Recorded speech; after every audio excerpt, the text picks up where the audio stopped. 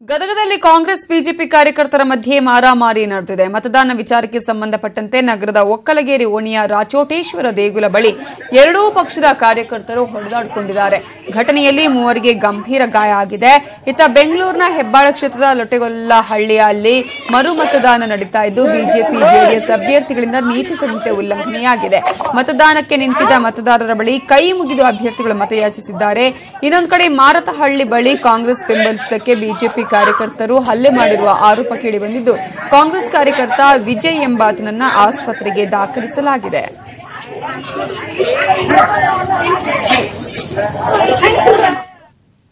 ಫಲಿತಾಂಶಕ್ಕೂ ಮುನ್ನವೇ ಸಿಪಿ ಯೋಗೇಶ್ವರ್ ಸೋಲೊಪ್ಪಿಕೊಂಡಂತೆ ಕಾಣ್ತಾ ಇದೆ. ಸುದ್ದಿಗೋಷ್ಠಿ ನಡೆಸಿದ ಬಿಜೆಪಿ ಅಭ್ಯರ್ಥಿ ಸಿಪಿ ಯೋಗೇಶ್ವರ್ ಚನ್ನಪಟ್ಟಣದಲ್ಲಿ ಈ ಬಾರಿ ನನ್ನ ಗೆಲುವು ಕಷ್ಟ ಸಾಧ್ಯ ಅಂತ ಹೇಳಿದ್ರು. ಡಿಕೆ ಶಿವಕುಮಾರ್ ಕಪ್ಪು ಹಣ ಹಂಚಿದ್ದಾರೆ, ಹೀಗಾಗಿ ಗೆಲುವು ಕಷ್ಟ ಅಂತ ಗಂಭೀರ ಆರೋಪ ಮಾಡಿದ್ರು. ಬಿಜೆಪಿ ಬಿಟ್ಟು ಬೇರೆ ಪಕ್ಷಕ್ಕೆ ಹೋಗಿದ್ರೆ ನಾನು ಸುಲಭವಾಗಿ ಗೆಲ್ತಾ ಇದೆ ಅನ್ನುವ ಹೇಳಿಕೆಯನ್ನ ಕೂಡ ಸಿಪಿ ಯೋಗೇಶ್ವರ್ ನೀಡಿದ್ದಾರೆ. ಈಗಾಗಲೇ ಚನ್ನಪಟ್ಟಣದಲ್ಲಿ ಸಿಪಿ ಯೋಗೇಶ್ವರ್ ನನ್ನ ಗೆಲುವು ಕಷ್ಟ ಸಾಧ್ಯ ಅನ್ನುವಂತಹ ಹೇಳಿಕೆಯನ್ನು ಕೊಡುವುದರ ಮೂಲಕ ಫಲಿತಾಂಶ ಬರೋದಕ್ಕೂ ಮುಂಚೆ ಸಿಪಿ ಯೋಗೇಶ್ವರ್ ತನ್ನ ಸೋಲನ್ನ ಒಪ್ಪಿಕೊಂಡ್ರ ಅನ್ನುವಂತಹ ರೀತಿಯಲ್ಲಿ ಇವತ್ತು ಸುದ್ದಿಗೋಷ್ಠಿಯಲ್ಲಿ ಮಾತನಾಡಿದ್ದಾರೆ. ಡಿಕೆ ಶಿವಕುಮಾರ್ ಬ್ರದರ್ಸ್ ಇಬ್ಬರೂ ಕೂಡ ಕಪ್ಪು ಹಣವನ್ನ ಹಂಚಿಕೆ ಮಾಡಿದ್ದಾರೆ. ಈ ಹಿನ್ನೆಲೆಯಲ್ಲಿ ನನ್ನ ಸೋಲು ಖಂಡಿತ ಅಂದ್ರೆ ನನ್ನ ಗೆಲುವು ಕಷ್ಟ ಸಾಧ್ಯ ಅನ್ನುವ ಮಾತನ್ನ ಹೇಳಿದ್ದಾರೆ.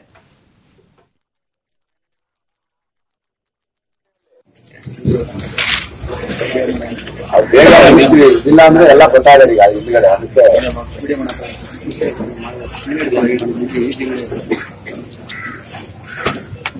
ಚುನಾವಣೆ ಮುಗಿದಿದೆ. ಈ ಚುನಾವಣೆಯಲ್ಲಿ ಸಹಕರಿಸಿದಂತ ಎಲ್ಲ ಮಾಧ್ಯಮದ ಸ್ನೇಹಿತರಿಗೆ ಬೇಗ ಇಲ್ಲ ಅಂದ್ರೆ ಎಲ್ಲ ಗೊತ್ತಾಗಲ್ಲ ಈಗ ಹಿಂದ್ಗಡೆ. ಅದಕ್ಕೆ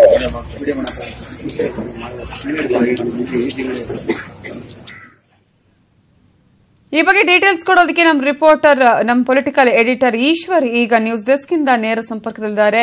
ಈಶ್ವರ್, ಈಗಾಗಲೇ ಗಮನಿಸಿರುವ ಹಾಗೆ ಒಂದ್ ಕಡೆಯಲ್ಲಿ ಸಿಪಿ ಯೋಗೇಶ್ವರ್ ಇವರು ಇವತ್ತು ಹೇಳಿರುವಂತಹ ಮಾತು ಎಲ್ಲ ಒಂದ್ ಕಡೆ ಅವರ ಸೋಲು ಉಂಟಾಗುತ್ತೆ ನನಗೆ ನಾಳೆ ಅನ್ನುವಂಥದ್ದು ಮೊದಲೇ ಗೊತ್ತಾಗಿದೆಯಾ? ಹೇಗೆ ಆ ಕಾರಣಕ್ಕಾಗಿ ಈ ರೀತಿಯ ಮಾತುಗಳನ್ನು ಹೇಳಿದಾರಾ ಹೇಗೆ?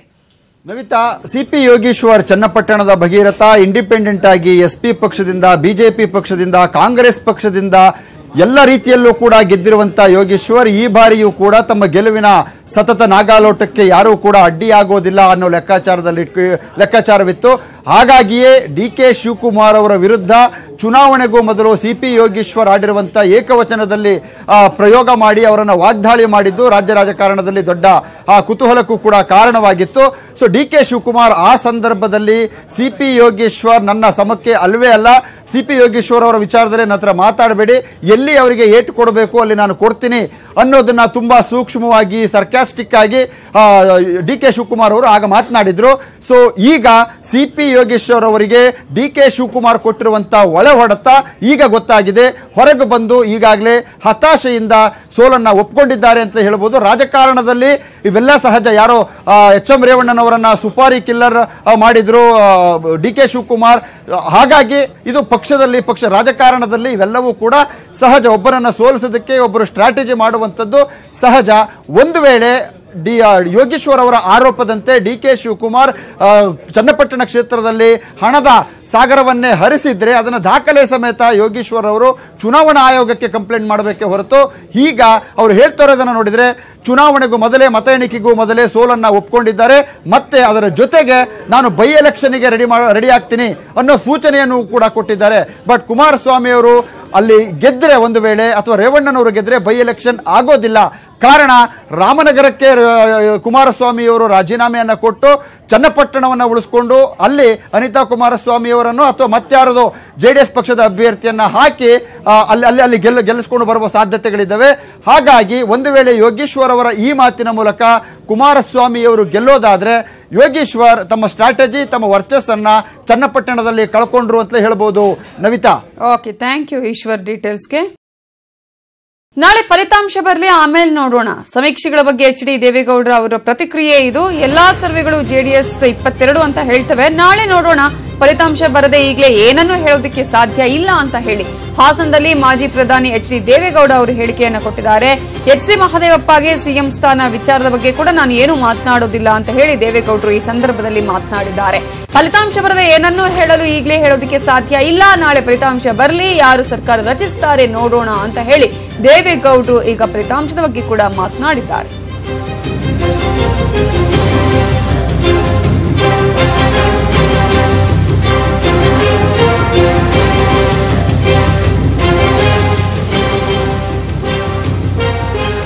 ಈಗಾಗಲೇ ಸಾಕಷ್ಟು ನಾಯಕರು ದೇವೇಗೌಡರ ಅವರಿಗೆ ಕರೆಯನ್ನ ನಿರಂತರವಾಗಿ ಮಾಡ್ತಾ ಇದ್ದಾರೆ ಅನ್ನುವಂತಹ ಮಾಹಿತಿಗಳು ಒಂದು ಕಡೆ ಆದ್ರೆ, ಈಗ ಮಾಜಿ ಪ್ರಧಾನಿ ದೇವೇಗೌಡರು ಕೂಡ ಯಾವುದಕ್ಕೂ ಕೂಡ ಕ್ಯಾರೆ ಅಂತ ಇಲ್ಲ, ಅದರಲ್ಲೂ ಕೂಡ ನಾಳೆ ಫಲಿತಾಂಶ ಬರಲಿ ಆಮೇಲೆ ನೋಡೋಣ ಅಂತ ಹೇಳ್ತಾ ಇದ್ದಾರೆ ಅನ್ನುವ ಮಾಹಿತಿಗಳು ಲಭ್ಯ ಆಗ್ತಾ ಇದೆ.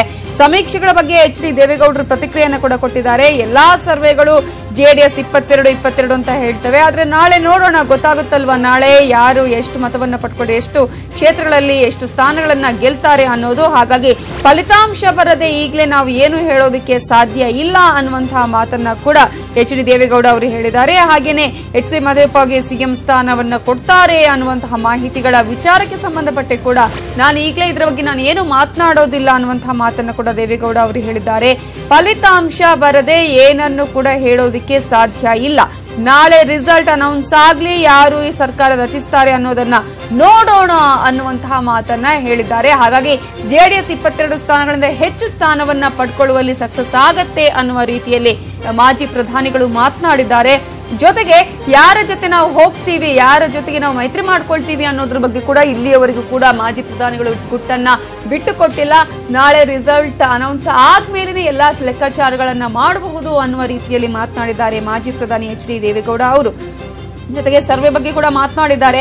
ಜೆಡಿಎಸ್ 22 ಸ್ಥಾನಗಳನ್ನ ಗೆಲ್ಲುತ್ತೆ ಅಂತ ಹೇಳಿ ಎಲ್ಲಾ ಸರ್ವೆಗಳು ಹೇಳುತ್ತೆ, ಆದ್ರೆ ಫಲಿತಾಂಶ ಬರದೆ ನಾನು ಈಗಲೇ ಏನನ್ನು ಹೇಳೋದಕ್ಕೆ ಸಾಧ್ಯ ಇಲ್ಲ. ನಾಳೆಯ ರಿಸಲ್ಟ್ ಅನೌನ್ಸ್ ಆದ್ಮೇಲೆ ಗೊತ್ತಾಗುತ್ತೆ ಯಾರು ಸರ್ಕಾರವನ್ನ ರಚಿಸ್ತಾರೆ, ಯಾರು ಯಾರ ಜೊತೆ ಹೋಗ್ತಾರೆ ಅನ್ನೋದನ್ನ ಈಗಾಗಲೇ ಮಾಜಿ ಪ್ರಧಾನಿಗಳು ಹೇಳಿದ್ದಾರೆ. ಆದ್ರೆ ಈಗ ಎರಡೂ ಪಕ್ಷಗಳು ಕೂಡ ನಿರಂತರವಾಗಿ ದೇವೇಗೌಡರಿಗೆ ಕರೆ ಮಾಡಿ ಅವರು ನಮ್ಮ ಜೊತೆ ಬನ್ನಿ ಅಂತ ಹೇಳಿ ಮೈತ್ರಿ ಮಾಡಿಕೊಳ್ಳುವಂತಹ ಪ್ರಯತ್ನಗಳನ್ನ ಎರಡೂ ಪಕ್ಷಗಳ ಮುಖಂಡರು ಮಾಡ್ತಾನೆ ಇದ್ದಾರೆ. ಆದ್ರೆ ದೇವೇಗೌಡರು ಮಾತ್ರ ಇಲ್ಲಿಯವರೆಗೂ ಯಾರಿಗೂ ಕೂಡ ಯಾವುದೇ ಸ್ಪಷ್ಟನೆಯನ್ನ ಕೊಟ್ಟಿಲ್ಲ. ಯಾರ ಜೊತೆ ಹೋಗ್ತೀವಿ ಅನ್ನೋದ್ರ ಬಗ್ಗೆ ಕೂಡ ಇಲ್ಲಿಯವರೆಗೂ ಕೂಡ ಗುಟ್ಟನ್ನ ಬಿಟ್ಟು ಕೊಟ್ಟಿಲ್ಲ. ಹಾಗಾಗಿ ದೇವೇಗೌಡರ ತಂತ್ರ ಏನು, ಯಾವ ರೀತಿಯಾಗಿ ನಾಳೆ ರಿಸಲ್ಟ್ ಅನೌನ್ಸ್ ಆದ್ಮೇಲೆ ಅವ್ರ ಲೆಕ್ಕಾಚಾರಗಳನ್ನ ಹಾಕ್ತಾರೆ, ಯಾರ ಜೊತೆ ಹೋಗ್ತಾರೆ ಅನ್ನೋದ್ರ ಬಗ್ಗೆ ಸಾಕಷ್ಟು ಕುತೂಹಲ ಇದೆ. ಆದ್ರೆ ರಿಸಲ್ಟ್ ಅನೌನ್ಸ್ ಆಗುವವರೆಗೂ ಕೂಡ ನಾನು ಏನು ಹೇಳೋದಿಲ್ಲ ಅನ್ನುವಂತಹ ಮಾತನ್ನ ಒಂದ್ ಕಡೆ ದೇವೇಗೌಡರು ಹೇಳೋದ್ರ ಮೂಲಕ ಆ ಕುತೂಹಲವನ್ನ ಹಾಗೆ ಇಟ್ಕೊಳ್ಳುವಂತಹ ಪ್ರಯತ್ನವನ್ನ ಕೂಡ ಮಾಡಿದ್ದಾರೆ. ಹಾಗೇನೆ ಮಹದೇವಪ್ಪ ಅವರಿಗೆ ಸಿಎಂ ಸ್ಥಾನ ವಿಚಾರಕ್ಕೆ ಸಂಬಂಧಪಟ್ಟ ಹಾಗೆ ಕೂಡ ಮಾತನಾಡಿದ್ದಾರೆ. ಆದ್ರೆ ನಾನು ಇದರ ಬಗ್ಗೆ ಏನು ಹೇಳೋದಿಲ್ಲ, ರಿಸಲ್ಟ್ ಬರಲಿ, ಫಲಿತಾಂಶ ಬರದೆ ಈಗಲೇ ಏನನ್ನು ಹೇಳೋದಕ್ಕೆ ಸಾಧ್ಯ ಇಲ್ಲ ಅನ್ನುವಂತಹ ಮಾತನ್ನ ಜೆಡಿಎಸ್ ವರಿಷ್ಠ ಎಚ್ ಡಿ ದೇವೇಗೌಡ ಅವರು ಹೇಳಿದ್ದಾರೆ.